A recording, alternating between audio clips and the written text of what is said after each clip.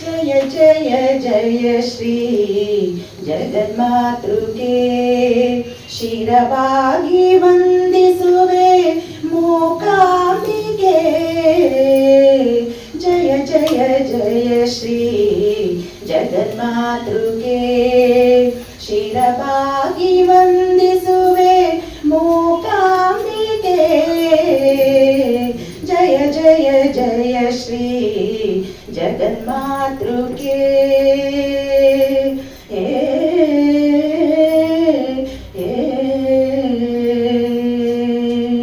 ಮಣಿದ್ವೀಪ ಶೋಭಿಸುವ ಶ್ರೀಮಾತೆಗೆ ಚಿಂತಾಮಣಿ ಗೃಹದ ಪರಶಿವನ ಛಾಯೆ. ಮಣಿದ್ವೀಪ ಶೋಭಿಸುವ ಶ್ರೀಮಾತೆಗೆ ಚಿಂತಾಮಣಿ ಗೃಹದ ಪರಶಿವನ ಛಾಯೆ. ಶಿವಾಕಾರ ಮಂಚದಿ ಮಂಡಿಸಿ ಮಾಯೆ. ಶಿವಾಕಾರ ಮಂಚದಿ ಮಂಡಿಸಿ ಮಾಯೆ. ಶ್ರೀದೇವಿ ನೀನಾದೆ ಶ್ರೀ ಪದ್ಮನಿಲಯೇ. ಗುರು ಬಸವಲಿಂಗಾಯ ನಮಃ. ಶರಣ ಬಂಧುಗಳೇ, ಮಾತೆಯರೇ ಹಾಗೂ ಇಲ್ಲಿಗೆ ಆಗಮಿಸಿರ್ತಕ್ಕಂಥ ಎಲ್ಲ ಸಹೋದರ ಸಹೋದರಿಯರೇ, ಬಸವಣ್ಣರ ಬಗ್ಗೆ ಹೇಳ್ತಾ ಹೋಗ್ತಾ ಇದ್ರೆ 1 ತಾಸಲ್ಲ, 2 ತಾಸಲ್ಲ, 10 ತಾಸಲ್ಲ, ತಿಂಗಳುಗಳೇ ಸಾಕಾಗಲ್ಲ, ವರ್ಷಗಳೇ ಸಾಕಾಗಲ್ಲ ಅಂತ ಮಹಾನ್ ಮೇಘ ಪುರುಷರು. ಅವರಿಗೆ ಎಂತಹ ಒಂದು ನಾಮಗಳನ್ನು ನಾವು ಕೊಟ್ಟಿದ್ದೀರಿ ಅಂತ ಹೇಳಿದ್ರೆ, ಜಗಜ್ಯೋತಿ ಬಸವೇಶ್ವರ, ವಿಶ್ವಗುರು ಬಸವಣ್ಣ, ಭಕ್ತಿ ಭಂಡಾರಿ ಬಸವಣ್ಣ, ಅಮರಜ್ಯೋತಿ ಬಸವಣ್ಣ, ಕ್ರಾಂತಿಕಾರಿ ಬಸವಣ್ಣ, ಹೀಗೆ 10 ಹಲವಾರು ಬಿರುದುಗಳನ್ನು ನಾವು ಇವತ್ತು ಎಲ್ಲ ಕಡೆ ರಾರಾಜಿಸ್ತಾ ಇರ್ತಕ್ಕಂಥದ್ದು ನಾವು ನೋಡ್ತಾ ಇದ್ದೀರಿ. ನಮ್ಮ ಬಸವಣ್ಣರ ತತ್ವಗಳನ್ನು, ವಚನಗಳನ್ನು ಕೇವಲ ಒಂದು ಮಠ ಸಂಸ್ಥೆಗೆ ಅಷ್ಟೇ ಅದು ಸಂಬಂಧಪಟ್ಟಿರದೆ ಎಲ್ಲ ಕಡೆ ಪ್ರಸರಣ ಆಗ್ತಾ ಇದೆ. ನಾನು ಸರ್ ಕೇಳಿದಾಗ, ಸುರೇಶ್ ಬಾಬು ಸರ್ ಕೇಳಿದಾಗ, ಈ ಒಂದು ಸಬ್ಜೆಕ್ಟೇ ಇರಲಿ ಸರ್, ಇಟ್ಕೊಳ್ಳಿ, ಭಾಳ ಪ್ರಸ್ತುತ ಒಂದು ಜೀವನಕ್ಕೆ ತುಂಬ ಅವಶ್ಯಕತೆ ಇದೆ ಅಂತ ಹೇಳಿದೆ. ಪ್ರಸ್ತುತ ಜೀವನಕ್ಕೆ ಈ ಒಂದು ಬಸವಣ್ಣವರ ವಿಚಾರಧಾರೆ ಮಹತ್ವ ನಿಮಗೆಲ್ಲ ಗೊತ್ತಿದೆ. ನಮ್ಮ ಭಾರತ ಇಡೀ ಪ್ರಪಂಚದಲ್ಲೇ ಅತ್ಯಂತ ಉತ್ಕೃಷ್ಟವಾಗಿರ್ತಕ್ಕಂಥ ಸಾಧು ಸಂತರನ್ನು, ಶಿವಶರಣೆಯರನ್ನ ಕೊಟ್ಟಂತಹ ಖ್ಯಾತಿ ಇಡೀ ವಿಶ್ವದಲ್ಲಿ ಸುಮಾರು 260 ರಾಷ್ಟ್ರಗಳಿರ್ಬೋದು. ನಮ್ಮಷ್ಟು ಸಂಪ್ರದಾಯ ಅಂತ ಒಂದು ಸಾಂಸ್ಕೃತಿಕ ಒಂದು ನೆಲವೀಡು ಖಂಡಿತ ಬೇರೆ ಯಾವ ರಾಷ್ಟ್ರದಲ್ಲೂ ಸಹ ಇಲ್ಲ ಅಂತ ಹೆಮ್ಮೆಯಿಂದ, ಗರ್ವದಿಂದ ಪ್ರತಿಯೊಬ್ಬ ಭಾರತೀಯರು ಸಹ ಎದೆ ಮುಟ್ಟಿ ನಾವು ಹೇಳ್ಕೊಳ್ಬೇಕು. ಕಾರಣ ಇಷ್ಟೇ,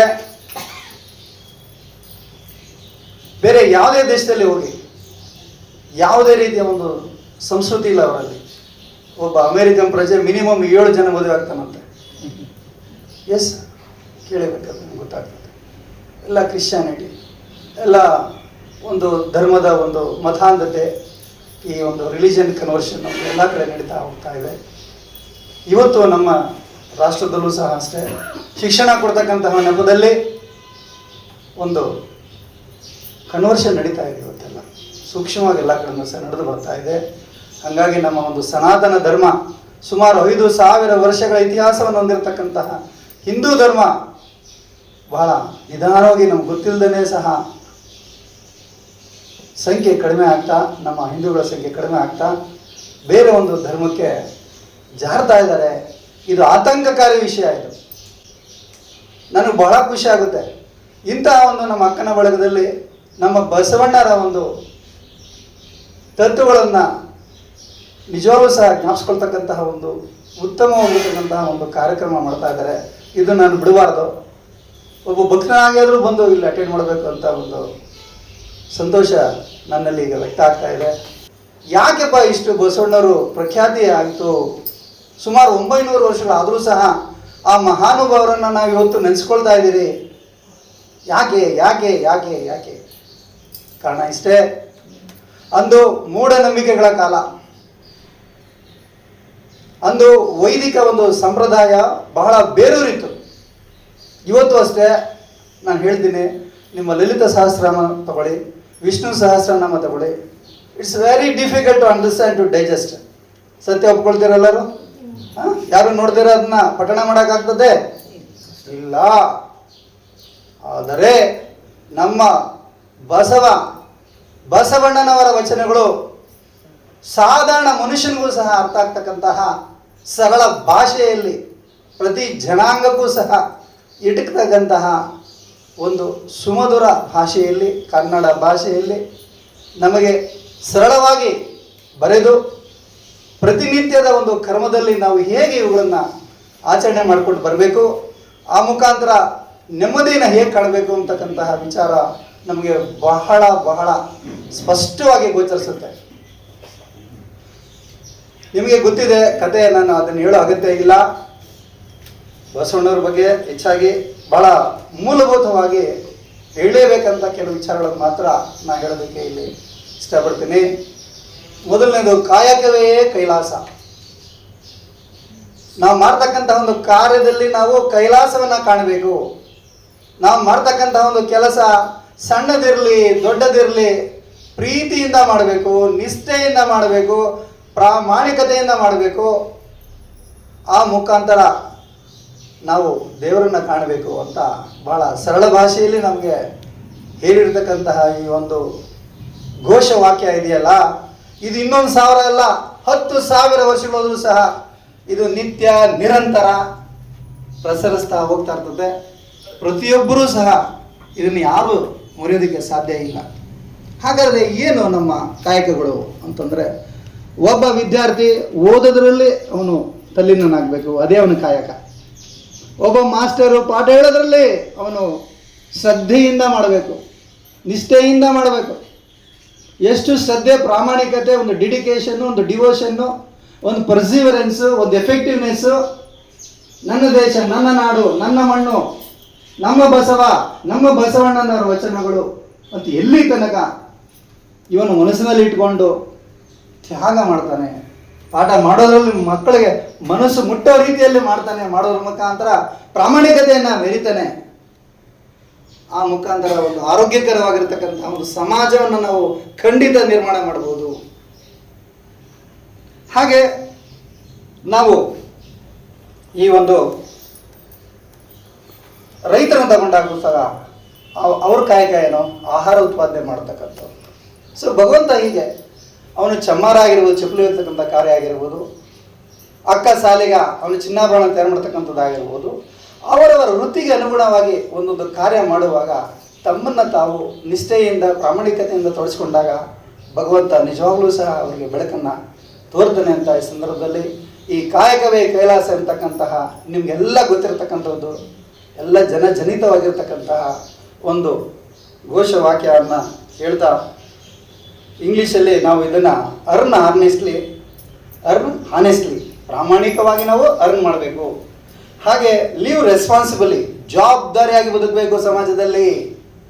ಆ್ಯಂಡ್ ಶೇರ್ ಜನರಸ್ಲಿ, ಉದಾರವಾಗಿ ನಾವು ಬೇರೆಯವರು ಕಷ್ಟ ಕಾರ್ಪಣ್ಯದಲ್ಲಿದ್ದಾರೆ, ಯಾರು ದುರ್ಬಲರಿದ್ದಾರೆ, ಯಾರು ತುಂಬ ನೀಡಿಯಲ್ಲಿದ್ದಾರೆ, ಅವಶ್ಯಕತೆ ಇದೆ ಅವರಿಗೆ, ಅಂಥವ್ರಿಗೆ ಸಹಾಯ ಮಾಡಬೇಕು. ಮುಂದೆ 2ನೇ ಪಾಯಿಂಟಲ್ಲಿ ಬರ್ತೀನಿ. ಅದು ನಮ್ಮಲ್ಲಿ ಏನಪ್ಪ ಅಂತ ಹೇಳಿದಾಗ ದಾಸೋಹ. ಇವತ್ತೆಲ್ಲ ಮಠಗಳು, ಆಶ್ರಮಗಳು ತ್ರಿವಿಧ ದಾಸೋಹಗಳನ್ನು ಮಾಡಿಕೊಂಡು ಬರ್ತಾ ಇರ್ತಕ್ಕಂಥದ್ದು ನಮಗೆಲ್ಲ ಗೊತ್ತಿದೆ. ನಮ್ಮ ಸಿದ್ಧಗಂಗಾ ಮಠ ತುಮಕೂರು, ಆ ಕಡೆ ಸುತ್ತೂರು ಮಠ ಮೈಸೂರು, ಮುರುಘರಾಜೇಂದ್ರ ಮಠ ಚಿತ್ರದುರ್ಗ, ನೀವು ಸ್ವಲ್ಪ ಹಾಗೆ ಮುಂದಕ್ಕೆ ಹೋದರೆ ಹುಬ್ಳಿಯಲ್ಲಿರ್ತಕ್ಕಂತಹ ಒಂದು ಮಠ, ಹಾಗೆ ನಮ್ಮ ಹುಬ್ಳಿರ್ತಕ್ಕಂತಹ ಒಂದು ಸಿದ್ಧಾರೂಢ ಮಠ, ಹಾಗೆ ಕೊಪ್ಪಳದಲ್ಲಿರ್ತಕ್ಕಂಥ ಗವಿ ಸಿದ್ದೇಶ್ವರ ಮಠ. ಇವತ್ತು 24/7 ಸತತವಾಗಿ 3 ದಾಸೋಹಗಳು ನಡೀತಾ ಇರ್ತವೆ. ಏನಪ್ಪ ತ್ರಿವಿಧ ದಾಸೋಹಗಳು? ನಾವು ಸರಳವಾಗಿ ನೆನಪಿಟ್ಕೊಳ್ಬೇಕಂತ ದೊಡ್ಡದೇ, ದಯವಿಟ್ಟು ಎಲ್ಲರಿಗೂ ಹೇಳಬೇಕಿದ್ದನ್ನು. ಅ ಅ ಆ ಮೊದಲೇ ಆ ಅನ್ನವನ್ನು ನೀಡ್ತಕ್ಕಂಥದ್ದು, ಹಸಿದ ಬಂದಂತಹ ಹೊಟ್ಟೆಗಳಿಗೆ ಅನ್ನವನ್ನು ನೀಡ್ತಕ್ಕಂಥದ್ದು ಮೊದಲನೇ ಆ. ಎರಡನೇ ಅನ್ನ ಆ ಅಂತ ಹೇಳಿದಾಗ ಅಕ್ಷರ ಜ್ಞಾನವನ್ನು ಕಲಿಸಿಕೊಡ್ತಕ್ಕಂಥದ್ದು, giving the education to the needy ಅಂತ ಇಂಗ್ಲೀಷಲ್ಲಿ ಹೇಳ್ತೇವೆ ನಾವು. ಅವಶ್ಯಕತೆ ಇರ್ತಕ್ಕಂಥವ್ರಿಗೆ ಶಿಕ್ಷಣವನ್ನು ಕೊಡ್ತಕ್ಕಂಥದ್ದು. ನೆಕ್ಸ್ಟ್ ಎರಡನೇ ಆಶ್ರಯವನ್ನು ಕೊಡ್ತಕ್ಕಂಥದ್ದು, ಮನೆ ಇಲ್ಲದವರಿಗೆ, ಪಾಪ ಎಲ್ಲೋ ದೂರದಿಂದ ಬಂದಿರ್ತಾರೆ, ಓದಬೇಕು ಅಂತ ಭಾಳ ಆಸೆ ಇರ್ತದೆ, ಅವರಿಗೆ ವಸತಿ ಕಲ್ಪಿಸಿಕೊಡ್ತಕ್ಕಂತಹದ್ದೇ ಮೂರನೇ ಅಕ್ಷರ ಆ. ಸೊ ಇದೇನಿದೆ ಅನ್ನ, ಅಕ್ಷರ ಮತ್ತು ಆಶ್ರಯ, ಈ ಮೂರು ತ್ರಿವಿಧ ದಾಸೋಹಗಳನ್ನು ಇವತ್ತು ನಮ್ಮ ಸಿದ್ಧಗಂಗಾ ಮಠದಲ್ಲಾಗಿರ್ಬೋದು, ಬೇರೆ ಸುತ್ತೂರು ಮಠ, ಇತರೆ ಎಲ್ಲ ಕಡೆನೂ ಸಹ ಇವತ್ತು ಮಾಡ್ತಾ ಬರ್ತಾ ಇರ್ತಕ್ಕಂಥದ್ದನ್ನು ನಾವು ನೋಡಿದ್ರೆ, ಯಾರು ನಮ್ಮ ಶಿವಕುಮಾರ ಸ್ವಾಮಿಗಳ ಥರ ಸಾಧಾರಣ ಬತ್ತೆ ಗಾಂಧೀಜಿ ಥರ ಸಾಮಾನ್ಯ ಮನುಷ್ಯಂತೆ ನಡೆದಾಡುವ ದೇವರಂತ ಹೆಸರು ತಗೊಂಡ್ರು ಮಹಾನುಭಾವರು. ಇವತ್ತು ಎಷ್ಟು ಜನ ಇದ್ದಾರೆ ಇವತ್ತು ಸ್ವಾಮಿಗಳು ಇವತ್ತು ನಮ್ಮ ಸುತ್ತಮುತ್ತ ನಮ್ಮಲ್ಲಿ. ಸೊ ಈ ಥರ ಸರಳತೆಗೆ ಮತ್ತೊಂದು ಹೆಸರೇ ನಮ್ಮ ಶಿವಕುಮಾರ ಸ್ವಾಮಿಗಳು. ನಾನು ಆ ಒಂದು ಮಠದ ಒಂದು ವಿದ್ಯಾಸಂಸ್ಥೆಯಲ್ಲೇ ಓದಿ ಜ್ಞಾನಾರ್ಜನೆ ಪಡೆದುಕೊಂಡಂತಹ ಒಬ್ಬ ವಿದ್ಯಾರ್ಥಿ ಅಂತ ಭಾಳ ಹೆಮ್ಮೆಯಿಂದ ಹೇಳ್ಕೊಳ್ಳೋದಕ್ಕೆ ಇಷ್ಟಪಡ್ತೀನಿ. ಇನ್ನು ನಮ್ಮ ಮೂರನೇ ಒಂದು ತತ್ವ ಬಸವಣ್ಣವ್ರದ್ದು ಅಂತಂತಂದ್ರೆ ಸಮಾನತೆ. ಮೇಲುವರ್ಗದ ಜನಗಳು ಬಹಳ ತುಚ್ಛವಾಗಿ ಕಾಣೋರು ಪಾಪ ಕೆಳಗಿನ ಸ್ತರದ ಜನಗಳನ್ನು. ಅವರಲ್ಲಿ ಅನಕ್ಷರತೆ ತುಂಬ ಇತ್ತು. ಹೇಗೆ ಬದುಕಬೇಕು, ಹೇಗೆ ಶುದ್ಧವಾಗಿರಬೇಕು, ಹೇಗೆ ಶುಚಿತ್ವವನ್ನು ನಾವು ಕಾಪಾಡ್ಕೊಳ್ಬೇಕು, cleanliness is the next step to godliness ಅಂತ ಅನ್ನೋದು ಅವ್ರಿಗೇನು ಪಾಪ ಗೊತ್ತಿರಲಿಲ್ಲ. ಆ ಒಂದು ಇಗ್ನೋರೆನ್ಸ್ ಅವರಲ್ಲಿ ಇತ್ತು. ನಮ್ಮ ಬಸವಣ್ಣವರು ಎಲ್ಲರನ್ನೂ ಕರೆದ್ರು, ಒಬ್ಬರನ್ನೂ ಬಿಡಲಿಲ್ಲ. ಇಡೀ ಎಲ್ಲ ಜನಾಂಗದವರನ್ನು ಕರ್ಕೊಂಡ್ರು, ಸಮೀಪ ಕರ್ಕೊಂಡ್ರು. ಏನಂತ ಹೇಳಿ ಕರ್ಕೊಂಡ್ರು? ಇವ ನಾರವನೆಂದು ಎನಿಸಿದ್ದೆರೆಯ, ಇವ ನಮ್ಮವನೆಂದು ಎನಿಸಯ್ಯ, ಕೂಡಲ ಸಂಗಮ ದೇವ ನಿಮ್ಮ ಮನೆಯ ಮಗನೆಂದೆನಿಸಯ್ಯ ಅಂತಂದ್ರು. ಯಾರನ್ನೂ ಬಿಡ್ತಾ ಇರಲಿಲ್ಲ ಅವರು. ಸೊ ಒಂದು ಜಾತ್ಯತೀತ ವಿಶ್ವಗುರು ಅಂತಂದರೆ ಅದೇ ಒಬ್ಬರೇ, the only Guru, that is lord Basavanna ಅಂತ ಮಹಾನುಭಾವ. ಕೇವಲ 64 ವರ್ಷಕ್ಕೆ ಕಳಿಸ್ಬಿಟ್ರು. ಆ ಬಿಜ್ಜಳನ ಮಹಾರಾಜನ ಕಥೆ ನಿಮಗೆ ಗೊತ್ತಿದೆ, ನಾವು ಹೇಳೋ ಅಗತ್ಯ ಇಲ್ಲ. ಕೇವಲ ಒಂದು ಅಂತರ್ಜಾತಿ ವಿವಾಹ ಮಾಡಿಸಿದ, ಅದು ಅಂತರ್ಜಾತಿ ಅಲ್ಲ, ಅದು ಆ್ಯಕ್ಚುಲಿ ಒಂದು ಸಜಾತಿಯ ಒಂದು ವಿವಾಹನೇ. ಅವ್ರನ್ನ ಲಿಂಗಧಾರಣೆ ಮಾಡಿಸಿನೇ ಮದುವೆ ಮಾಡಿಸಿರೋದು. ಬಿಜ್ಜಳನ ರಾಜ್ಯದ ಮಂತ್ರಿಯ ಮಗಳನ್ನ ಈ ಒಂದು ಸಮಗಾರ ಹರಳೆಯ ಮಗನಿಗೆ ಕೊಟ್ಟು ಮದುವೆ ಮಾಡಿಸಿತ್ತು. ಈ ಒಬ್ಬ ವ್ಯಕ್ತಿ ಕೊಂಡಯ್ಯ ಅಂತ ಹೇಳ್ಬಿಟ್ಟು ಒಬ್ಬ ವ್ಯಕ್ತಿ ಯಾವಾಗ ಬಿಜ್ಜಳನ ದೊರೆಗೆ ಮಾಹಿತಿಯನ್ನು ಕೊಟ್ಟುಬಿಟ್ಟ, ಅವ ಫುಲ್ಲು ಅಪ್ಸೆಟ್ ಆಗಿಬಿಟ್ಟು ಏನು ಮಾಡ್ದ, ಬಸವಣ್ಣವ್ರನ್ನೂ ಕರೆಸ್ದ. ಅಷ್ಟೇ ಇಲ್ಲ, ಈ ಹರಳೆಯ ಪಾಪ ಇದನ್ನಲ್ಲ, ಹರಳೆಯ ಮತ್ತು ಅವನ ಜೊತೆಗೆ ಮುದುವಯ್ಯನೂ ಸಹ ಇದ್ದರು. ನಿಮಗೆಲ್ಲ ಗೊತ್ತಿದೆ ಸ್ಟೋರಿ. ಆ ಕಾಲದಲ್ಲಿ ಈ ಒಂದು ನಮ್ಮ ನಂಬಿಕೆಗಳಿಗೆ ಇವನು ಅನಾಚಾರವೆಸಗಿಬಿಟ್ಟ, ಇವನು ಬದುಕಿರಬಾರ್ದು ಇವರೆಲ್ಲ ಅಂತ ಹೇಳ್ಬಿಟ್ಟು ಈ ಒಂದು ಮುದುವಯ್ಯ ಮತ್ತು ಹರಳೆಯವನ್ನ ಆನೆ ಕಾಲಿಗೆ ಕಟ್ಟಿ ಎಲೆದಾಡಿ ಅವ್ರ ಕಣ್ಣು ಕಿತ್ತು ಆನೆಯಿಂದ ತುಳಿಸಿ, ನಿಮಗೆ ಗೊತ್ತಿದೆ ಎಷ್ಟು ಹಿಂಸೆ ಮಾಡಿದ್ರು, ಸಾಯಿಸ್ತು ಅಂದ್ಬಿಟ್ಟೆಲ್ಲ ಗೊತ್ತಿದೆ. ಆಮೇಲೆ ಅದೇ ಥರ ನಿಮಗೆ ಇದು ಗೊತ್ತಿದೆ ಇನ್ನೊಂದು, ಇದನ್ನು ಕೇಳಿದಂತಹ ಮಲ್ಲಿ ಮತ್ತು ಬೊಮ್ಮ ಅಂತ ಇಬ್ಬರು ಭಾಳ ಗೌಪ್ಯವಾಗಿ ಆ ಅರಮನೆ ಒಳ ಹೋಗಿ ಬಿಜ್ಜಳನ್ನ ಕೊಂದಾಕ್ಬಿಟ್ರು.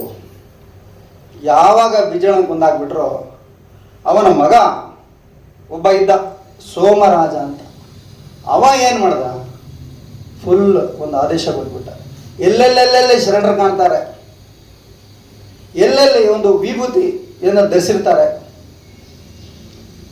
ಎಲ್ಲೆಲ್ಲಿ ಅವರು ತಮ್ಮ ವಚನ ಒಂದು ಸಾಹಿತ್ಯವನ್ನು ಇಟ್ಕೊಂಡಿರ್ತಾರೆ, ಅವ್ರನ್ನೆಲ್ಲನೂ ಸಹ ಕೊಂದಾಕ್ಬಿಡಿ, ಸರ್ವನಾಶ ಮಾಡಿಬಿಡಿ ಅಂತ. ಇದೆಲ್ಲ ಇತಿಹಾಸದಲ್ಲಿ ಸಾಕಷ್ಟು ಸಹ ಓದಿರ್ತಕ್ಕಂಥದ್ದು. ಮುಂದೆ ಅದೆಲ್ಲ ಕಥೆನ ಹೇಳೋ ಅಗತ್ಯ ಇಲ್ಲ, ಎಲ್ಲರೂ ತಿಳ್ಕೊಂಡಿರ್ತಕ್ಕಂಥದ್ದು.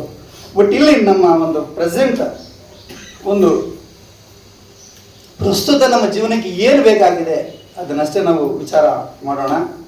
ಇದರಲ್ಲಿ ಏನಪ್ಪ ಬೇಕಾಗಿದೆ ಅಂತ ಹೇಳಿದಾಗ, ನಮಗೆ ಬೇಕಾಗಿರ್ತಕ್ಕಂಥದ್ದು ಕಾಯ ವಾಚ ಮನಸ ಶುದ್ಧ ಭಕ್ತಿಯಿಂದ ಯಾರೇ ಭಗವಂತನ ಆರಾಧನೆ ಮಾಡಲಿ, ಭಗವಂತ ನಿಜವಾಗ್ಲೂ ಹೋಗ್ತಾನೆ. ಬಟ್ ಅವನ ನಮಗೆ ಟೆಸ್ಟಿಗೆ ಹಾಕ್ತಾನೆ. ಟೆಸ್ಟಿಗೆ ಆಗೋವರೆಗೂ ನಾವು ಕಾಯಬೇಕು ಅಷ್ಟೇ. ಸೊ ನಾವು ಮಾಡಿದ್ದೇ ಕೆಲಸ ನಿಜವಾಗ್ಲೂ ಸಹ 10 ಜನ ಮೆಚ್ಚೋದಾದರೆ ನಾವು ಯಾರಿಗೂ ಎದುರು ಅಗತ್ಯ ಇಲ್ಲ. ಈಗ ನಿಮ್ಗೆ 2015ರಲ್ಲಿ MM ಕಲಬುರ್ಗಿ ಅಂತ ಹೆಸರು ಕೇಳಿರ್ಬೋದು ನೀವು. ಆತ ಈ ವೈಚಾರಿಕ ಒಂದು ನಿಲುವುಗಳಲ್ಲಿ ಆ ಒಂದು ಮೂಢನಂಬಿಕೆಗಳನ್ನು ಪ್ರಶ್ನೆ ಮಾಡ್ತಿದ್ದ. ಈ ಸಂಪ್ರದಾಯವಾದಿಗಳು ಇವನಿಗೆ ಕಾಶನ್ ಮಾಡಿದ್ರು. 2014ರಲ್ಲಿ ಮಾಡಿದಂತಹ ಒಂದು ಭಾಷಣ ಮತ್ತು ಒಂದು ಬರಹ ಏನು ಬರೆದ್ರು, ಇದು ಇವರಿಗೆ ಮರಕ ಆಗ್ಬಿಡ್ತು. ಅವ್ನು ಕೊಂದಾಕ್ಬಿಟ್ರು, ಹತ್ಯೆ ಮಾಡಿಬಿಟ್ರು ಧಾರವಾಡದಲ್ಲಿ, ನಿಮಗೆಲ್ಲ ಗೊತ್ತಿದೆ. ಸೊ ವಾಕ್ ಸ್ವಾತಂತ್ರ್ಯನೇ ಇಲ್ಲ ಈ ಸಮಾಜದಲ್ಲಿ ನಮ್ಮ ಜನಗಳಿಗೆ. ಅವರು ಏನಪ್ಪ ಹೇಳಿದ್ರು, ಮೂಢನಂಬಿಕೆಗಳನ್ನು ಬಿಡಿ, ಮುಂದೆ ಬನ್ನಿ ಅಂತ ಹೇಳೋದೇನೋ ತಪ್ಪಿದೆ ಅದರಲ್ಲಿ? ಏನೂ ಇಲ್ಲ. ಯಾರೋ ಒಬ್ಬ ಇವರ ಅನಂತಮೂರ್ತಿ ಹೇಳಿರ್ತಕ್ಕಂಥ ಒಂದು ವಾಕ್ಯವನ್ನು ಇವ್ರು ಹಿಂಗೆ ಹೇಳಿದ್ರು ಅಂತ ರಿಪೀಟ್ ಮಾಡಿದ್ದಕ್ಕೆ ಅಷ್ಟೇ, ಅದು ಇವರೇ ಹೇಳಿದ್ದಾರೆ ಅನ್ನೋ ಟೈಪು ಅದನ್ನು ತಪ್ಪಾಗಿ ತಿಳ್ಕೊಂಡು ಅವ್ರನ್ನ ಹತ್ಯೆ ಮಾಡಿಬಿಟ್ರು. ಸೊ ಹೀಗೆ ನಮ್ಮ ಒಂದು ಸಾಂಪ್ರದಾಯಿಕ ಸಾಂಸ್ಕೃತಿಕ ಒಂದು ಹಾಸುಹೊಕ್ಕಾಗಿರ್ತಕ್ಕಂತಹ ಒಂದು ಜೀವನಗಳಲ್ಲಿ ನಾವೆಲ್ಲನೂ ಸಹ ಬದುಕ್ತಾ ಇದ್ದೀರಿ. ಯಾವುದೇ ಒಂದು ಧರ್ಮದ ಈ ಸೂಕ್ಷ್ಮತೆಗಳನ್ನು ನಾವು ಖಂಡಿತವಾಗ್ಲೂ ಕೆದಕಕ್ಕೆ ಹೋಗಬಾರ್ದು ಅಂತಕ್ಕಂತಹ ಒಂದು ಪಾಠ ಇದೆಲ್ಲರಿಗೂ ಸಹ ಗೊತ್ತಾಗ್ತದೆ. ಇವತ್ತು ಸಾಕಷ್ಟು ಹಬ್ಬ ಹರಿದಿಗಳನ್ನು ನಾವು ಇವತ್ತು ಆಚರಣೆ ಮಾಡ್ಕೊಂಡು ಬರ್ತಾ ಇದ್ದೀವಿ. ಪ್ರತಿಯೊಂದು ಹಬ್ಬಕ್ಕೂ ಸಹ ಒಂದು ವಿಶೇಷತೆ ಇದೆ. ನಾವು ತಿಳ್ಕೊಳ್ಳೋ ಗೋಜಿಗೆ ಹೋಗ್ತಾ ಇಲ್ಲ. ಬರೀ ಮೊಬೈಲಲ್ಲಿ ನಾವು ಬರೀ ಸ್ಕ್ರೋಲ್ ಮಾಡಿಕೊಂಡು ಬರೀ ಹೋಗ್ತಾ ಇದ್ರಿ, ರೀಲ್ಸ್ ನೋಡೋದು, ಕೆಲಸ ಬರದೇ ಇರ್ತಕ್ಕಂಥದ್ದು ಬರೀ ಇದೆ. ನಮ್ಮ ಜೀವನ ಅರ್ಧ ಅದರಲ್ಲೇ ಕಳೆದು ಹೋಗ್ತಾ ಇದೆ, ವೇಸ್ಟ್ ಆಗಿ ಹೋಗ್ತಾ ಇದೆ. ಬದಲಾಗಿ ಭಗವಂತ ನನಗೆ 2 ಕಣ್ಣು ಕೊಟ್ಟಿದ್ದಾನೆ, ಕೈ ಕೊಟ್ಟಿದ್ದಾನೆ, ಕಾಲಿದೆ, ಆರೋಗ್ಯ ಕೊಟ್ಟಿದ್ದಾನೆ. ಇರೋದ್ರಲ್ಲಿ ನಾವು ಈ ಸಮಾಜದ ಒಂದು ಋಣವನ್ನು ನಾವು ತೀರಿಸ್ಕೊಳ್ಳೋಣ. ಮಾತಾಪಿತೃಗಳು ನಮಗೆ ಜನ್ಮ ಕೊಟ್ಟು ಸಾಕಿದ್ದಾರೆ, ಬೆಳೆಸಿದ್ದಾರೆ. ಮಾತಾಪಿತೃಗಳ ಋಣವನ್ನು ತೀರಿಸ್ಕೊಂಡು ಹೋಗ್ಬೇಕು. ನಾವು ಹಂಗೆ ಹೋಗಿಲ್ಲ. ಈ ಸಮಾಜ ಹೇಗೆ ಬದುಕಬೇಕು ಅಂತ ಕಲಿಸಿಕೊಟ್ಟಿದೆ. 10 ವಿದ್ಯಾಸಂಸ್ಥೆಗಳಲ್ಲಿ ನಾವು ವಿದ್ಯಾದಾನ ನಮಗೆ ದಾನ ಮಾಡಿದ್ದಾರೆ. ಸಮಾಜದ ಋಣ ಕೊಡಬೇಕು ವಾಪಸ್ಸು. ಗುರುಗಳು ಪಾಠ ಮಾಡಿದ್ದಾರೆ, ಗುರುವಿನ ಋಣ ನಾವು ತೀರಿಸಬೇಕು. ಅಷ್ಟೇ ಅಲ್ಲ, ನಮ್ಮ ಫ್ಯಾಮಿಲಿಯಲ್ಲೇ ನಮ್ಮ ಬಂಧು ಬಳಗದವರೇ ನಮಗೆ ಡೈರೆಕ್ಟ್ಲಿ ಇಂಡೈರೆಕ್ಟ್ಲಿ ಅಂತ ಕರೀತಾರಲ್ಲ, ಪ್ರತ್ಯಕ್ಷವಾಗಿ ಪರೋಕ್ಷವಾಗಿ ನಮಗೆ ಸಹಾಯ ಮಾಡಿರ್ತಾರೆ. ಅದು ಹಣದ ರೂಪದಲ್ಲಿರ್ಬೋದು, ಅಥವಾ ಅಡುಗೆ ಮಾಡಿ ಊಟ ಬಡಿಸಿರೋದಿರ್ಬೋದು, ಬಟ್ಟೆ ಕೊಡೋದಿರ್ಬೋದು, ಪ್ರತಿಯೊಂದನ್ನು ಸಹ ನಮಗೆ ಅವರು ಮಾಡಿರ್ತಾರೆ. ನಾವೆಲ್ಲನೂ ಸಹ ಅದನ್ನು ಅರಿತುಕೋಬೇಕು. ಅರಿತುಕೊಂಡು ದೇವರು ನಮಗೂ ಶಕ್ತಿ ಕೊಟ್ಟಾಗ ಆ ಋಣಗಳನ್ನು ತೀರಿಸ್ತಾ ಬರಬೇಕು. ಸೊ ಅದೇ ಥರ ಯಾವುದೋ ಒಂದು ಶಾಲೆಯಲ್ಲಿ ಒಂದು ಮಗು ಫೀಸ್ ಕಟ್ಟಾಗ ಆಗಿಲ್ಲ, ಒದ್ದಾಡ್ತಾ ಇರ್ಬೋದು. ಇನ್ನು ನಮ್ಮ ಕೈಲಾಗೋದು ಏನೋ ಲಕ್ಷಾಂತರ ರೂಪಾಯಿ ಕೊಡ್ತೀರಾ, ಒಂದು ತಿಂಗಳು ಸ್ಯಾಲ್ರಿ ಇರ್ಬೋದು, ಹೋಗ್ಲಿ, ನೋ ಪ್ರಾಬ್ಲಮ್. ಭಗವಂತ ನಮ್ಗೆ ಕೊಟ್ಟಿರುವಾಗ ನಾವು ಕೊಡಬೇಕಾಗ್ತದೆ. This is called social responsibility. ಕೊಡಬೇಕು, ಹಂಚಿ ತಿನ್ನಬೇಕು.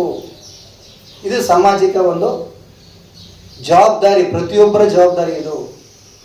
ಒಂದು ಕಡೆ ಹೇಳ್ತಾರೆ, ನಮ್ಮ ಆದಾಯದ 1% ದೀನ ದಲಿತರಿಗೆ, ಕಷ್ಟ ಕಾರ್ಪಣ್ಯಗಳಲ್ಲಿದ್ದವರಿಗೆ ನಿಜವಾಗ್ಲೂ ಸಹಾಯ ಮಾಡಿದ್ರೆ ಆ ಕೂಡಲ ಸಂಗಮ ದೇವ ಖಂಡಿತವಾಗ್ಲೂ ನಮ್ಮನ್ನು ಮೆಚ್ಚುತ್ತಾನೆ. ನೋ ಡೌಟ್ ಇನ್ ದಟ್, ಅನುಮಾನನೇ ಇಲ್ಲ ಅಂತ. ಇಂತಹ ಒಂದು ದಿನದಲ್ಲಿ ಇವತ್ತು ಅನುಭವ ಮಂಟಪವನ್ನು ನಾವು ನೆನೆಸ್ಕೊಳ್ಳೇಬೇಕು. It was a greatest university during that time. ಸುಮಾರು 770 ಶಿವ ಶರಣೆಯರಿದ್ರು ಅವಾಗ. ಕೋಟ್ಯಾಂತರ ವಚನಗಳನ್ನ ರಚನೆ ಮಾಡಿದ್ರು ಅವರು. ಅನುಭವ ಮಂಟಪ ನಿಮಗೆಲ್ಲ ಗೊತ್ತಿದೆ. ಆ ಅನುಭವ ಮಂಟಪ it was the basic foundation of democracy ಅಂತ ಕರೀತಾರೆ. ನಮ್ಮ ಪ್ರಜಾಪ್ರಭುತ್ವದ ತಳಹದಿ ಅದು. ಮೊಟ್ಟ ಮೊದಲ ಬಾರಿಗೆ 900 ವರ್ಷಗಳ ಹಿಂದೆ ಯಾರೂ ಸಹ ಒಂದು ಪ್ರಜಾಪ್ರಭುತ್ವದ ಒಂದು ತಳಹದಿಯನ್ನು ನಿಜವಾಗ್ಲೂ ಸಹ ಹಾಕಿರಲಿಲ್ಲ. ನಮ್ಮ ಬಸವಣ್ಣವರು ಹಾಕಿದ್ದಾರೆ. ಕ್ರಾಂತಿಕಾರಿ ಬಸವಣ್ಣವರು, ವಿಚಾರವಾದಿ ಬಸವಣ್ಣವರು. ಅವ್ರಿಗೆ ಏನು ಹೇಳಿದ್ರು, ಎಷ್ಟು ಹೇಳಿದ್ರು ಸಾಲದು. ಮಹಾನುಭವ, ಪುಣ್ಯ ಪುರುಷ ಆಟ. ಕಡೆಗೆ ಜೀವ ನಮಗೋಸ್ಕರ ತ್ಯಾಗ ಮಾಡಿದ್ರು. ಅಲ್ಲಿ ಆ ಸಮಗಾರ ಹರಳಯ್ಯನವ್ರು ಬರ್ತಾರಲ್ಲ, ಗೊತ್ತಿದೆ ನಿಮಗೆ. ತಾನು ಮತ್ತು ತನ್ನ ಪತ್ನಿಯ ತೊಡೆಗಳ ಚರ್ಮವನ್ನು ಸೀಳಿ ಪಾದರಕ್ಷೆಗಳನ್ನು ಬಸವಣ್ಣವ್ರಿಗೆ ಮಾಡಿ ತಂದಾಗ ಆ ಮಹಾಪುರುಷ ಏನು ಹೇಳ್ತಾನೆ ಗೊತ್ತಾ? ಈ ಪಾದರಕ್ಷೆ ನಾನು ಯೋಗ್ಯನಲ್ಲ ಧರಿಸೋದಕ್ಕೆ ಅಂತ ಅವಳನ್ನೆಲ್ಲ ತಲೆ ಮೇಲೆ ಇಟ್ಕೊಂಡು, ತದನಂತರ ಗೊತ್ತಿದೆ ವಾಪಸ್ ಕೊಟ್ಟಾಗ ಏನಾಯ್ತು ಅಂತೆಲ್ಲ ನಿಮಗೆ ಗೊತ್ತಿಲ್ಲ, ಹೇಳೋ ಅಗತ್ಯ ಇಲ್ಲ. ಭಕ್ತಿಯ ಪರಾಕಾಷ್ಠೆ ಅದು. ಒಬ್ಬ ಅಸ್ಪೃಶ್ಯದ ಜಾತಿಯಲ್ಲಿ ಹುಟ್ಟಿದಂತಹ ವ್ಯಕ್ತಿಯನ್ನ ಎಷ್ಟು ಒಂದು ಸಂತೋಷವಾಗಿ ಅವ್ರು ಒಪ್ಕೊಂಡ್ರು, ಎಷ್ಟು ಗೌರವಿಸಿದ್ರು, ಎಷ್ಟು ಆಧರಿಸಿದ್ರು, ಇದನ್ನು ನಾವು ನೋಡಬೇಕಾಗಿರ್ತಕ್ಕಂಥದ್ದು ಬಹಳ ಮುಖ್ಯ. ಇಂದಿನ ಒಂದು ಪ್ರಸ್ತುತ ದಿನಗಳಲ್ಲಿ ನಿಮಗೆ ಗೊತ್ತಿದೆ, ಎಲ್ಲ ಬಿ ಪಿ, ಈ ಶುಗರ್ಗಳು ಯಾಕೆ ಬರ್ತಾ ಇದೆ ನಮಗೆಲ್ಲ? ನಾನೇ ಬದುಕಬೇಕು, ಅಕ್ಕಪಕ್ಕ ಯಾರು ಬದುಕಬಾರ್ದು, ನಾನೇ ಚೆನ್ನಾಗಿ ಬದುಕಬೇಕು, ನನ್ನ ಮಕ್ಕಳೇ ಬದುಕಬೇಕು, ಅವ್ರಿಗಿಂತಲೂ ಇನ್ನೊಂದು ಹೆಜ್ಜೆ ಮೇಲೆ ಇರಬೇಕು. ಅಕ್ಕಪಕ್ಕ ಎಲ್ಲ, if you take in our own family, ಅಕ್ಕ ಮಗ ಮೆಡಿಕಲ್ಲು ಅಮೇರಿಕಾ, ನನ್ನ ಮಗನೂ ಅಲ್ಲೇ. ಇಂಥ ಮನೋಭಾವನೆಯನ್ನು ಬೆಳೆಸ್ಕೊಂಡು ಬರೀ ಕಾಂಪಿಟೇಷನಿಗಾಗಿದೆ ಹೊರತು ಅವರಲ್ಲಿ 4 ಇಲ್ಲೇ ಭಾರತದಲ್ಲಿ ನೆಲೆಸಿ ನಮ್ಮನ್ನು ನೋಡ್ಕೊಳ್ತಾನೆ, ಒಂದು ಉತ್ತಮ ಪ್ರಜೆಯಾಗಿ ಬೆಳೆಸೋಣ, ಸಮಾಜಕ್ಕೆ ಒಂದು ಉತ್ತಮ ವ್ಯಕ್ತಿಯಾಗಿ ಬೆಳೆಸೋಣ, ಒಂದು 4 ಜನಕ್ಕೆ ಒಳ್ಳೆಯದಾಗಲಿ, ನಮ್ಮ ರಾಷ್ಟ್ರದಲ್ಲೇ ಇರಲಿ, ನಮ್ಮಲ್ಲೇ ಒಂದು ಸೇವೆ ಮಾಡಿರ್ತಕ್ಕಂಥ ಮನೋಭಾವನೆ ನಮ್ಮಲ್ಲಿ ತುಂಬ ತುಂಬ ತುಂಬ ಕಡಿಮೆ ಆಗ್ತಾ ಇದೆ. ಅದಕ್ಕೆ ಎಲ್ಲೊಬ್ರು ಒಂದು ಕಡೆ ಹೇಳ್ತಾ ಇದ್ರು, the man is able to reach the moon but he fail to reach the neighbour house. ಎಷ್ಟು ಚೆನ್ನಾಗಿದೆ ನೋಡಿ. ಪಕ್ಕದ ಮನೆಯವನು ಯಾರು ಅಂತ ತಿಳ್ಕೊಳ್ತಕ್ಕಂಥ ಸೌಜನ್ಯ ಇಲ್ಲ ಈ ಪಾಪಿಗೆ. ಅದೇ ಚಂದ್ರಲೋಕ ಸುಮಾರು 2 ಲಕ್ಷ ಕಿಲೋಮೀಟರ್ ದೂರ ಇರ್ತಕ್ಕಂಥ ಒಂದು ಚಂದ್ರ ಉಪಗ್ರಹಕ್ಕೆ ಇವತ್ತು ಇವನು ಪಾದಾರ್ಪಣೆ ಮಾಡಿದ್ದಾನೆ. ಅಷ್ಟೇ ಏಕೆ, ಇವತ್ತು ನಮ್ಗೆ ಬೇಕಾಗಿರೋದು ಸೈನ್ಸ್ ಟೆಕ್ನಾಲಜಿ ಅಲ್ಲ, ಅಣು ಬಾಂಬುಗಳಲ್ಲ, ಮಿಸೈಲ್ಸ್ ಅಲ್ಲ. ನಮಗೆ ಬೇಕಾಗಿರ್ತಕ್ಕಂಥದ್ದು ಜೀವನ ಮಾಡೋದಕ್ಕೆ ಒಂದು ಪೀಸ್ ಆಫ್ ಮೈಂಡ್ ಬೇಕು. ಬಿ ಪಿ ಶುಗರ್ ಮುಕ್ತ ದೇಹ ಇರಬೇಕು ನಮ್ಮಲ್ಲಿ. ಅದು ಯಾವಾಗ ಬರುತ್ತೆ? ನಾವು ಖುಷಿಯಾಗಿದ್ದಾಗ, ಬೇರೆಯವ್ರನ್ನ ನಮ್ಮ ಸುತ್ತಮುತ್ತ ಇರ್ತಕ್ಕಂತಹ ಜನಗಳನ್ನ ಪ್ರೀತಿಯಿಂದ ನೋಡಿದಾಗ, ಖುಷಿಯಾಗಿದ್ದಾಗ ಆರೋಗ್ಯ ತಾನಾಗಿ ಬರ್ತದೆ. ಯಾಕೆ? ಯಾವುದು ಅತಿಯಾಗಿ ನಾವು ಹಚ್ಕೊಳ್ಳೋಕ್ಕೂ ಹೋಗೋದಿಲ್ಲ, ಹಚ್ಕೊಳ್ಳಬಾರ್ದು. ಯಾಕೆ ಬೇಕು? ಇಲ್ಲಿ ಎಷ್ಟು ಚಂದ ಇದೆ ನೋಡಿ. ಮೊದಲನೇದೇ ನೋಡಿ, ಬಹಳ ಖುಷಿ ಆಯಿತು ನನಗೆ. ಇಲ್ಲೊಂದು ನಮ್ಮ ಬಸವಣ್ಣರ ವಚನ, ಲೋಕದ ಡೊಂಕ ನೀವೇಕೆ ತಿದ್ದುವಿರಿ, ನಿಮ್ಮ ತನುವ ಸಂತೈಸಿಕೊಳ್ಳಿ, ನಿಮ್ಮ ಮನವ ಸಂತೈಸಿಕೊಳ್ಳಿ. ಬಾ ಬಾ ಬಾ ಬಾ what you think of others? ಬೇರೆಯವ್ರ ಬಗ್ಗೆ ಯಾಕೋ ಮುಟ್ಟಾಳ ಅಂತ ಭಾಳ ಇಂಡೈರೆಕ್ಟಾಗಿ ಚುಚ್ತಾ ಇದ್ದಾರೆ. ನಿನ್ನೆಲ್ಲೇ 7 ಗಂಟೆಗೆ ಮಿಸ್ಟೇಕ್ಸ್ ಇಟ್ಕೊಂಡು ಬೇರೆಯವ್ರ ಒಂದು ಡೊಂಕುಗಳನ್ನ ತಿದ್ದೋದು ಯಾಕಪ್ಪ ಹೋಗ್ತೀಯಾ? You separate yourself first. ನಿಮ್ಮ ಒಂದು ತನು ಮನವನ್ನು ನೀವು ಸಂತೈಸ್ಕೊಳ್ಳಿ, ತನು ಮನವನ್ನು ತಿದ್ದುಕೊಳ್ಳಿ. ಆಟೋಮೆಟಿಕಲ್ಲಿ ಅದು ನಿಮ್ಮ ಸುತ್ತಮುತ್ತ ಸಮಾಜ ಸೇರಿ ಹೋಗುತ್ತೆ. ಇವನ್ ಗಾಂಧೀಜಿನೂ ಸಹ ಒಂದು ಕಡೆ ಹೇಳ್ತಾರೆ, ಭಾಳ ಚೆನ್ನಾಗಿದೆ. ಏನಂತ? Before you could change the world, you change first yourself ಅಂತ ಹೇಳ್ತಾರೆ. ಎಷ್ಟು ಚೆನ್ನಾಗಿದೆ ಅಲ್ವಾ? ಸೊ ಇದೆಲ್ಲನೂ ಸಹ ನಾವು ಇವತ್ತು ನೆನಪು ಮಾಡ್ಕೊಳ್ಬೇಕು. ಖುಷಿ ಪಟ್ಟಾಗ 10 ಜನ ಜೊತೆಗೆ ನಾವು ಖುಷಿಯಾಗಿರಬೇಕು. ಸಹಾಯ ಮಾಡಬೇಕು ಅಂತ ಮನಸ್ಸು ಬಂದಾಗ ವಿತೌಟ್ ಸೆಕೆಂಡ್ ಥಾಟ್ ತಕ್ಷಣ ಸಹಾಯ ಮಾಡಬೇಕು. ಯಾಕಂದರೆ ಇದು ನಿಮ್ಗೆ ಗೊತ್ತಿದೆ, ಮನಸ್ಸು ಅಂತಕ್ಕಂಥದ್ದು ಇಟ್ ಓವರ್ಟೇಕ್ಸ್ ಮೆನಿ ಟೈಮ್ಸ್ ದ ಬುದ್ಧಿನ ಕೆರೆ ಮಾಡಲ್ಲ ಈ ಮನಸ್ಸು.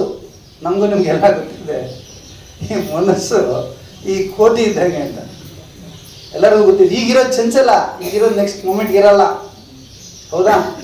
ಆಮೇಲೆ ಇನ್ನೂ ಮುಂದುವರೆದು ಹೇಳ್ತಾರೆ, ಮೊದಲೇ ಅದು ಕೋತಿ, ಅದಕ್ಕೆ ಹೆಂಡ ಗುಡಿಸ್ರೆ ಹೆಂಗಿರ್ತದೆ, ಚೇಳು ಒಂದು ಕಳಿಸ್ಬಿಟ್ರೆ ಇನ್ನೂ ಹೆಂಗಿರ್ತದೆ.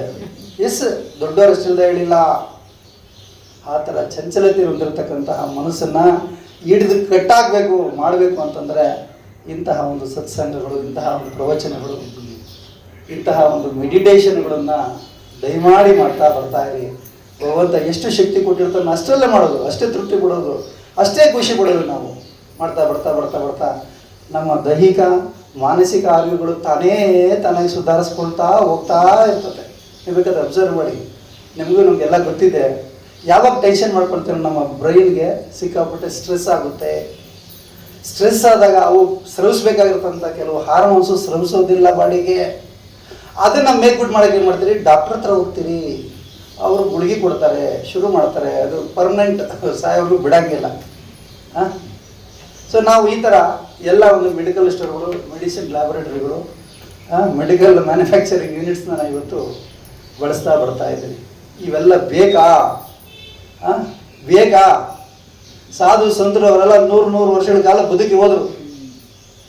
ನೆನಪಿದೆ ನಿಮಗೆಲ್ಲ? ಯಾರನ್ನೇ ತಗೊಳ್ಳಿ, ಮಿನಿಮಮ್ 100 ಇಯರ್ಸ್. ಇವತ್ತು ಯಾರಪ್ಪ 100 ಇಯರ್ಸ್ ಅಂತ ಯೋಚನೆ ಮಾಡೋಕ್ಕಾಗುತ್ತೆ? ಯಾಕೆ? ನಮಗೆ ಗೊತ್ತಿದೆ ಯೋಗ ಹುಟ್ಟಿರೋದು ನಮ್ಮ ನಾಡಿನಲ್ಲೇ. ಯೋಗ ಪರಿಚಯ ಮಾಡಿಸಿರೋದು ಇಡೀ ಪ್ರಪಂಚಕ್ಕೆ ನಾವು ಭಾರತೀಯರು. ಮೆಡಿಟೇಷನ್ ಪರಿಚಯ ಮಾಡಿಸಿರೋರು ನಾವು ಭಾರತೀಯರು. ಧ್ಯಾನವನ್ನು ಪರಿಚಯ ಮಾಡಿಸಿರೋರು ನಾವು. ನಿಮಗೆಲ್ಲ ಗೊತ್ತಿದೆ, ವಿವೇಕಾನಂದನು ಎಕ್ಸಾಂಪಲ್ ತಗೊಂಡಾಗ ಆ ನಿವೇದಿತ ತಾಯಿ ಇವ್ರ ಜೊತೆನೇ ಬಂದುಬಿಟ್ಲ, ತಾಯಿ ನಿಮ್ಮ ಸೇವೆ ಮಾಡ್ತೀನಿ ಅಂತ.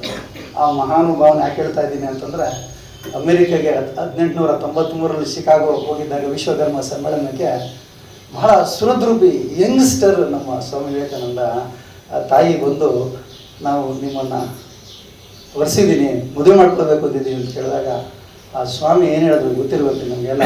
ಈ ತಾಯಿ ಯಾಕಮ್ಮ ನಾನು ಮದುವೆ ಮಾಡ್ಕೊಳ್ಬೇಕು ಅಂತ ಕೇಳಿದಾಗ, ನಾನು I want the son like you ಅಂತ ಹೇಳಿದ್ರು. ನಿನ್ನಂತೆ ಮಗನ ನನಗೆ ಬೇಕು. ಅಯ್ಯೋ ತಾಯಿ, ನನ್ನನ್ನೇ ನಿನ್ನ ಮಗ ಅಂತ ಯಾಕೆ ಸ್ವೀಕಾರ ಮಾಡಬಾರ್ದು ಅಂತ. ಮೈ ಗಾಡ್, ಎಂತಹ ಒಂದು ಮಾತು. ಸೊ ಅಂತಹ ಮಹಾನುಭಾವರನ್ನು ಹೊಂದಿದಂತಹ ಒಂದು ನಮ್ಮ ನಾಡು, ರಾಷ್ಟ್ರ, ನಾವೆಲ್ಲ ಹುಟ್ಟಿರೋದೇ ನಮ್ಮ ಪುಣ್ಯ. ಇಂತಹ ಒಂದು ಕೊಟ್ಟೋಗಿರ್ತಕ್ಕಂತಹ ಒಂದು ವಿಚಾರಧಾರೆಗಳನ್ನು, ಫಿಲಾಸಫಿ ಬೇರೆ ಹೊರಗಡೆ ರಾಷ್ಟ್ರಗಳೆಲ್ಲ ಪಾಲನೆ ಮಾಡ್ತಾ ಇದ್ದಾವೆ. ಇವತ್ತು ನಾವು ಮಾಡ್ತಾ ಇಲ್ಲ. ನಮಗೇನು ಹೇಳ್ತಲ್ಲ, ಹಿತ್ಲು ಗಿಡ ಮದ್ದಲ್ಲ. ಇದನ್ನು ದಯವಿಟ್ಟು ಬಿಡಿ. ಒಂದು ಶಾಸ್ತ್ರೋಕ್ತವಾಗಿ ಬೆಳಗ್ಗೆ ಹೇಳ್ತಕ್ಕಂಥದ್ದನ್ನು ರೂಢಿ ಮಾಡಿ. ನಾವು ಮಾಡಿದಾಗ ಮಕ್ಕಳು ಹೇಳ್ತಾವೆ, ನಾವು ಎಂಥ ಭಾಷೆ ಮಾತಾಡ್ತೀರ ಅವು ಅದೇ ಬೆಳೆಸ್ಕೊಳ್ತವೆ. Early to bed, early to rise keeps the man healthy, wealthy and wise ಅಂತ ಹೇಳ್ತೀವಿ ನಾವು ಅಲ್ವಾ. ಬೇಗ ಮಲಗಬೇಕು, ಬೇಗ ಹೇಳೋದ್ರಿಂದ ಯಾವುದೇ ಒಬ್ಬ ಮನುಷ್ಯನನ್ನು ಆರೋಗ್ಯಪೂರ್ಣನಾಗಿ ಅಲ್ವಾ, ಆಮೇಲೆ ಒಬ್ಬ ರಿಚ್ ಪರ್ಸನ್ ಆಗಿ ಹ್ಯಾಪಿಯಾಗಿರೋದಕ್ಕೆ ಒಂದು ಅವಕಾಶವನ್ನು ಮಾಡಿಕೊಡ್ತದೆ ಅಂತ. ಸೊ ನಾವು ಹೇಗಿರ್ತೀರೋ ನಮ್ಮ ಒಂದು ಮಕ್ಕಳು ಸಹ ಹಾಗೆ ಅಂತ ಹೇಳ್ತಾ, ಈ ಮೂಢನಂಬಿಕೆ ಮತ್ತು ಮೂಢನಂಬಿಕೆಗಳನ್ನು ಆ ಕಾಲದಿಂದಲೂ ಸಹ ಇದೆ, ಇವತ್ತು ಸಹ ನಾವು ಆಚರಣೆ ಮಾಡ್ಕೊಳ್ತಾ ಬಂದು ಏನಾಗ್ತಾ ಇದೆ ಅಂತಂದರೆ, ವಿವೇಕ ಅಂತಕ್ಕಂಥದ್ದು ನಮ್ಮ ಮನಸ್ಸಿಂದ ದೂರ ದೂರ ದೂರ ದೂರ ಸರಿದು ಹೋಗ್ತಾ ಇದೆ. ನಾವು ಏನು ವಿಚಾರಣೆ ಮಾಡೋದಿಲ್ಲ. ಎಷ್ಟೋ ಜನ ದೊಡ್ಡವರು ಅಂತ ಹೇಳ್ಬಿಟ್ಟು ಕೆಲವು ಮಕ್ಕಳು ನಮ್ಗೆ ರೆಸ್ಪೆಕ್ಟೇ ಮಾಡ್ತಾರೆ. ಅಬ್ಸರ್ವ್ ಮಾಡಿದ್ದಾರಾ? ಯಾಕೆ? ನಾವು ಮಕ್ಕಳಿಗಿನ ಕೊನೆಯಾಗಿ ವಿಚಾರ ಮಾಡಿ ಹೇಳ್ಬಿಡ್ತೀರಿ ಏನೋ ಒಂದು. ಮೊದಲು ಹಂಗಲ್ಲ.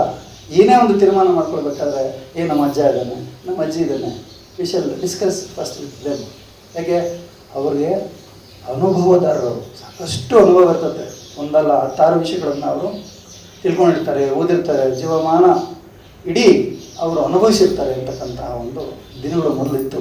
ಈಗ ದಿನೇ ಜಾಯಿಂಟ್ ಫ್ಯಾಮಿಲೀಸ್ ಎಲ್ಲ ಹೋಗ್ಬಿಟ್ಟು ಏನಾಗ್ಬಿಟ್ಟಿದೆ, ನ್ಯೂಕ್ಲಿಯರ್ ಫ್ಯಾಮಿಲೀಸ್ ಆಗಿಬಿಟ್ಟಿದೆ.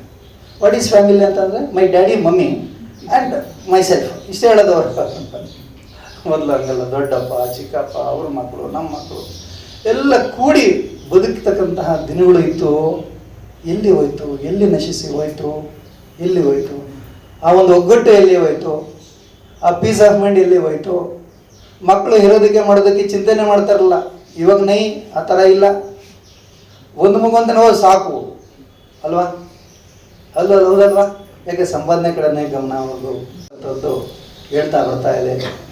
ಹೇಗೆ ನಮ್ಮ ಜ್ಞಾನವನ್ನು ಸಹ ಹಂಚ್ಕೊಳ್ಬೇಕು. ಹಂಚ್ಕೊಳ್ಳಿಲ್ಲ ಅನ್ನೋದ್ರೆ ನಿನ್ನ ಪರಮ ಭಕ್ತಿ ಆಗ್ತೀಯಾ? ಋಣಗಳನ್ನು ತೀರಿಸ್ಕೋಬೇಕು. ನಿನ್ನ ತಂದೆ ತಾಯಿರು ಆಗಲೇ ಹೇಳಿದ್ನಲ್ಲ, ಪ್ರತಿಯೊಂದನ್ನು ಸಹ ಅಷ್ಟೇ ಎಷ್ಟು ಅಚ್ಚುಕಟ್ಟಾಗಿ ನಾವು ತೀರಿಸ್ಕೊಳ್ತಾ ಹೋಗ್ತಾ ಇರ್ತೀರೋ ಅಷ್ಟು ನಿಂಗೆ ಗೊತ್ತಿಲ್ಲದೇ ಎತ್ತರಕ್ಕೆ ಬೆಳ್ಕೊಂಡು ಹೋಗ್ತಾ ಇರ್ತೀರ.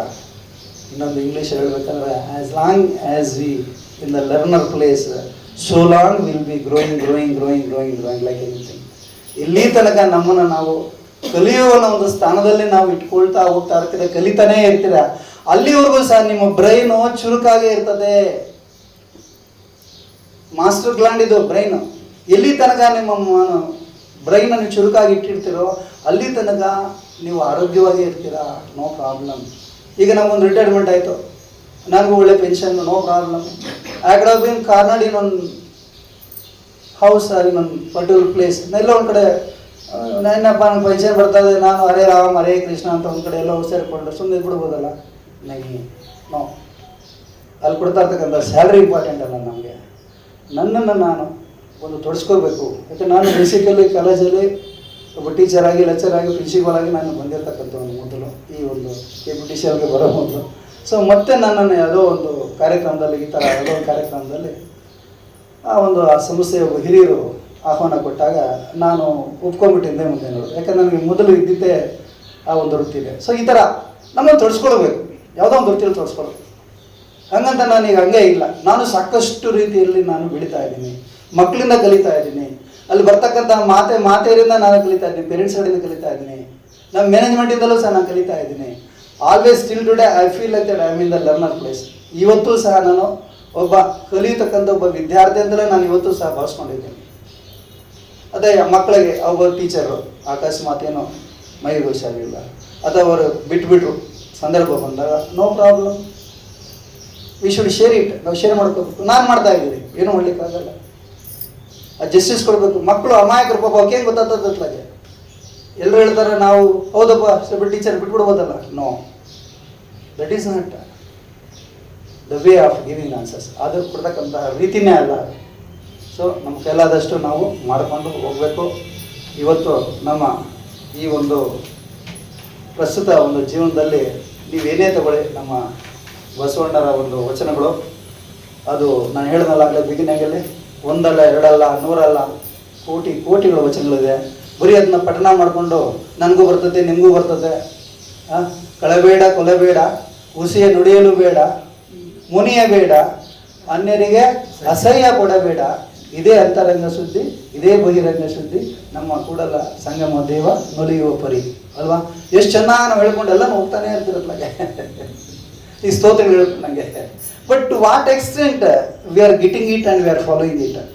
ಎಲ್ಲಿ ತನಕ ಅದನ್ನು ನಮಗೆ ನಾವು ಅದನ್ನು ಅರ್ಥ ಮಾಡ್ಕೊಂಡಿದ್ದೀರಿ, ಪಾಲನೆ ಮಾಡ್ತಾ ಇದ್ದೀರಿ, ಎಷ್ಟು ಸುಳ್ಳುಗಳು ಹೇಳ್ತಾ ಇದ್ದೀರಿ, ಎಷ್ಟು ಅಪ್ರಾಮಾಣಿಕವಾಗಿ ನಾವು ನಡ್ಕೊಳ್ತಾ ಇದ್ದೀರಿ. ಸ್ವಲ್ಪ ನಮ್ಮ ಸಾಕ್ಷಿಯನ್ನು ನೀವು ಇಂಟ್ರಾಸ್ಪೆಕ್ಟ್ ಮಾಡ್ಕೊಳ್ಳಿ. ಇಂಟ್ರಾಸ್ಪೆಕ್ಟ್ ಅಂತಂದರೆ ಅವಲೋಕನ, ನಮ್ಮನ್ನು ನಾವೇ ಒಳಹೊಕ್ಕಿ ನೋಡ್ಕೊಳ್ತಕ್ಕಂಥ ಹೊತ್ತು. ಆ ಮಹಾನುಭಾವ ಹೇಳಿದ, ನಿನ್ನ ದೇವರು ಗುಡಿ ಗುಂಡಾರಗಳಲ್ಲಿಲ್ಲ, ಗುಡಿ ಗೋಪುಗಳಲ್ಲಿಲ್ಲ, ನಿನ್ನ ದೇಹದಲ್ಲೇ ಇದೆ. ಇನ್ನೊಂದು ಕಡೆ ಎಲ್ಲೂ ಹೇಳ್ತಾರೆ, ಏನಂತ, ಉಳ್ಳವರು ಶಿವಾಲಯ ಮಾಡುವರಯ್ಯ, ನಾನೇನು ಮಾಡಲಿ ಬಡವನಯ್ಯ, ನನ್ನ ಕಾಲೇ ಕಂಬ, ನನ್ನ ದೇಹವೇ ದೇಗುಲ, ನನ್ನ ಶಿರ ಹೊನ್ನ ಕಲಶವಯ್ಯ, ಕೂಡಲ ಸಂಗಮ ದೇವ. ಈ ಥರ ಎಷ್ಟೋ ಹೇಳ್ತಾ ಹೋಗ್ತಾ ಇದ್ರೆ ಇವೆಲ್ಲ ನಮಗೆಲ್ಲ ಜನಜನಿತವಾಗಿರ್ತಕ್ಕಂತಹ ಗೊತ್ತಿರ್ತಕ್ಕಂತಹ ಬೇಕಾದಷ್ಟು ವಚನಗಳು ನಿಮಗೂ ನಮಗೂ ಎಲ್ಲ ನಮ್ಮ ಸುತ್ತಮುತ್ತ ಗೊತ್ತಿರ್ತಕ್ಕಂಥದ್ದು ಸಿಗ್ತಾ ಇದೆ. ಬಟ್ ಈಗ ಪ್ರಸ್ತುತ ನಮ್ಮ ಜೀವನಕ್ಕೆ ನಾವುಗಳು ಅವುಗಳನ್ನು ಅನುಕರಣೆ ಮಾಡಬೇಕು, ಇಮಿಟೇಷನ್ ಮಾಡಬೇಕು. ಅನುಕರಣೆ ಮಾಡಿ ನಾವು ಗೊತ್ತಿರ್ತಕ್ಕಂತಹ ಒಂದು ವಿದ್ಯೆ, ಜ್ಞಾನ, ಬುದ್ಧಿ ಪ್ರಸಾರ ಮಾಡಬೇಕು. ಸುಮ್ಮನೆ ಇಟ್ಕೊಂಡೋದಲ್ಲ, ಇಟ್ಕೊಂಡು ಸತ್ತೋದ್ರೆ ಮಣ್ಣಲ್ಲಿ ಮಣ್ಣಾಗೋಗ್ಬಿಟ್ರೆ ಪ್ರಯೋಜನ ಏನು? ಇದನ್ನು 10 ಜನಕ್ಕೆ ಹಂಚಬೇಕು, ಖುಷಿಯಾಗಿ ಹಂಚಬೇಕು, ಖುಷಿಯಿಂದ ಮಾಡಬೇಕು ಯಾವುದೇ ಒಂದು ಕೆಲಸವನ್ನು. ನಾನು ನಂದು ಅಂತಕ್ಕಂಥ ಅಹಂ ಇರಬಾರದು. ಇದಕ್ಕೊಂದು ಸಣ್ಣ ಒಂದು ಎಕ್ಸಾಂಪಲ್ ಹೇಳ್ತಾ ನಾನು ಮುಗಿಸ್ಬಿಡ್ತೀನಿ. ಮಹಾಭಾರತದಲ್ಲಿ ಕುರುಕ್ಷೇತ್ರ ಯುದ್ಧ ನಿಮ್ಗೆ ಗೊತ್ತಿರ್ಬೋದು, ಬಹಳ ಫೇಮಸ್. ಅಲ್ಲಿ ಮೇಯ್ನ್ ಪ್ಲೇಯರು ನಮ್ಮ ಶ್ರೀಕೃಷ್ಣ ಪರಮಾತ್ಮ, ನಿಮಗೆ ಗೊತ್ತಿದೆ. ಸರಿ, ಯುದ್ಧ ಆಯಿತು, ಕೌರವರೆಲ್ಲರೂ ಸಹ ಸೋಲಲ್ಪಟ್ಟರು, ಎಷ್ಟು ಒಂದು ಹತ್ಯೆಗಳಾಯಿತು. ಆನಂತರ ಧರ್ಮರಾಜ, ಪಾಂಡವರಲ್ಲಿ ಅಣ್ಣ, ದೊಡ್ಡಣ್ಣ, ಹಿರಿಯಣ್ಣ ಧರ್ಮರಾಜಗೆ ಪಟ್ಟಾಭಿಷೇಕ ಎಲ್ಲ ಆಗಬೇಕು, ಎಲ್ಲ ಅರಮನೆಯಲ್ಲೆಲ್ಲ ಸೇರಿದ್ದಾರೆ. ಸೊ ಯಾವುದೋ ಒಂದು ಗೇಮ್ಸ್ ಇವೆಂಟ್ ಆದಮೇಲೆ ಅದರ ಒಂದು ಪರ ಅದ್ರ ಕಾನ್ಸಿಕ್ವೆನ್ಸ್ ಚರ್ಚೆ ಮಾಡ್ತಾರಲ್ಲ. ಸೊ ಅಂತ ಚರ್ಚೆ ಮಾಡ್ತಕ್ಕಂಥ ಸಂದರ್ಭದಲ್ಲಿ ಈ ಭೀಮ ಗದೆನ ಅಲ್ಲಾಡಿಸ್ಕೊಂಡು ಶ್ರೀಕೃಷ್ಣ ಪರಮಾತ್ಮ ಬರ್ತಾನೆ. ನೋಡ್ದ, ನನ್ನ ಗದೆ ಎಷ್ಟು ಕೆಲಸ ಮಾಡುದು ಅಂತ ಹೇಳಿಬಿಟ್ಟು ಶ್ರೀಕೃಷ್ಣ ಪರಮಾತ್ಮ ಅವರಿಬ್ಬರನ್ನು, ಭೀಮ ಮತ್ತು ಅರ್ಜುನನ ಇಬ್ಬರನ್ನೂ ಸಹ ಒಂದು ಕುರುಕ್ಷೇತ್ರಕ್ಕೆ ಕರ್ಕೊಂಡು ಹೋಗ್ತಾನೆ.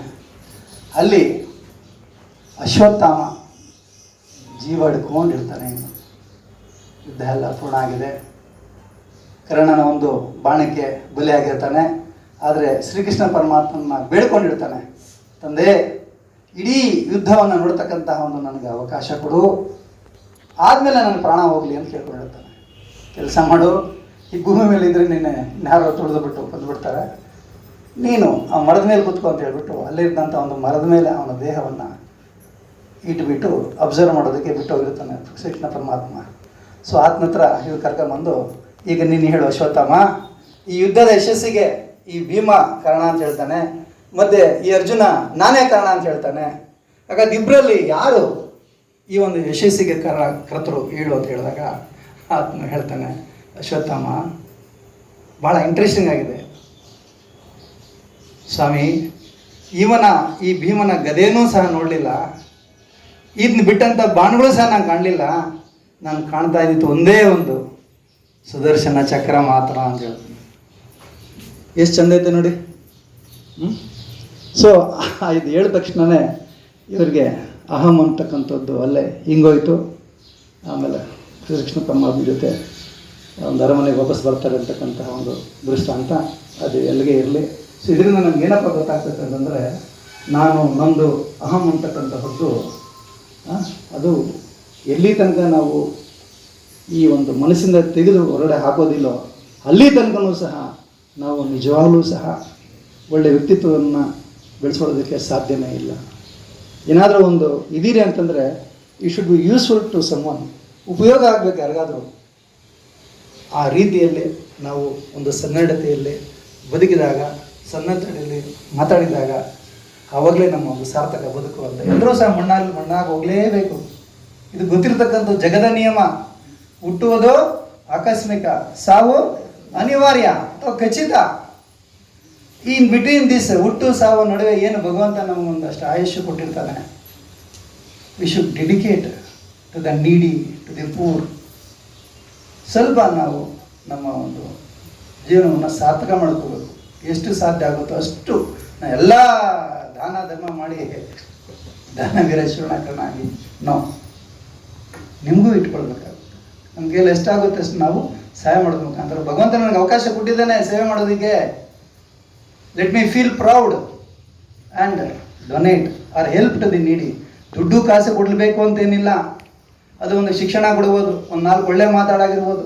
ಆ ನುಡಿ ಬಗ್ಗೆ ಬಸವಣ್ಣ ಎಷ್ಟು ಚಂದ ಹೇಳ್ತಾರಲ್ಲ, ನುಡಿದರೆ ಮುತ್ತಿನ ಹಾರದಂತಿರಬೇಕು, ನುಡಿದರೆ ಸ್ಫಟಿಕದ ಶಲಾಖೆ ಅಂತಿರಬೇಕು. ಮೈ ಗಾಡ್, ಒಂದೊಂದು ನೀವು ಆ ಮುತ್ತುಗಳು ಅವೆಲ್ಲ ಬಸವಣ್ಣರ ವಚನಗಳು, ಮುತ್ತುಗಳು, ಮುತ್ತಿನ ಮಣಿಗಳು ಅವೆಲ್ಲನೂ ಸಹ ನಾವು ಅದನ್ನು ಹೇಳ್ತಾ ರೂಢಿಸ್ಕೊಳ್ಳೋದ್ರ ಜೊತೆಗೆ ನಮ್ಮ ಮಕ್ಕಳಿಗೂ ಅದನ್ನು ರೂಢಿಸ್ಬೇಕು, ಸುತ್ತಮುತ್ತಲ ಜನಗಳಿಗೂ ಸಹ ಮೂಡಿಸ್ಬೇಕು.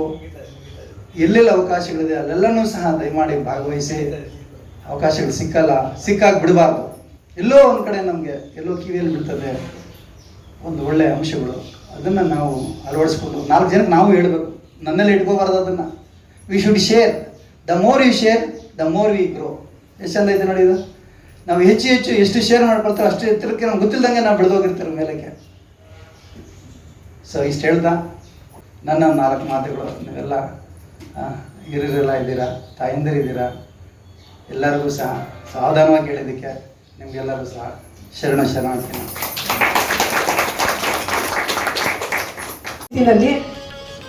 ಅನೇಕರ ವಿಚಾರ ತಗೊಂಡು ಪ್ರಸ್ತುತ ಈಗ ನಮ್ಗೆ ಏನು ಅವಶ್ಯಕತೆ ಇದೆ ಅದನ್ನ ತುಂಬ ಅದ್ಭುತವಾಗಿ ಒಳ್ಳೆ ಪ್ರಾಂಶುಪಾಲರವರು ಮತ್ತೆ ಅವರು ಇನ್ನು ವಿಚಾರಧಾರೆಯನ್ನು ತುಂಬ ಅದ್ಭುತವಾಗಿ ಚೆನ್ನಾಗಿ ನಡೆಸ್ಕೊಟ್ಟಿದ್ದಾರೆ. ಅವ್ರಿಗೆ ನಮ್ಮ ಬಳಗದ ಮತ್ತು ಗೋಷ್ಠಿ ಪರವಾಗಿ ಹೃತ್ಪೂರ್ವಕವಾದ ವಂದನೆಗಳನ್ನ ಅರ್ಪಿಸ್ತಾರೆ.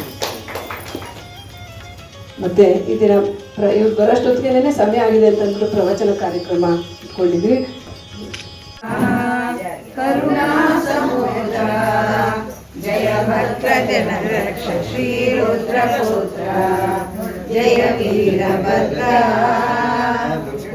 ವೀರಶೈವ ಧರ್ಮದ ಮೂಲ ಪ್ರಭುವೇ ಅರನುಗ್ರಕೋಪದಲ್ಲಿ ಕರೆಯ ಬಂದಿರುವೆ ದುರ್ದಕ್ಷನ ಶಿರವ ಚೆಂಡಾಡಿಸಿರುವೆ ವರದಿ ನಿನ್ನಯ ಭಕ್ತರನ್ನು ಪಾಲಿಸಿರುವೆ ಜಯ ವೀರಭದ್ರ ಕರುಣಾ ಸಮುದ್ರ ಜಯ ಭಕ್ತ ಜನರಕ್ಷ ಶ್ರೀ ರುದ್ರಪುತ್ರ ಜಯ ವೀರಭದ್ರ ಅಡಿಯಲ್ಲಿ ಅರಿನೇತ್ರ ಧರಿಸಿ ನೀ ಮೆರೆದೆ ಒಡವಾಗ್ನಿಯಂತೆ ವೈರಿಗಳ ಸದೆ ಬಡಿದೆ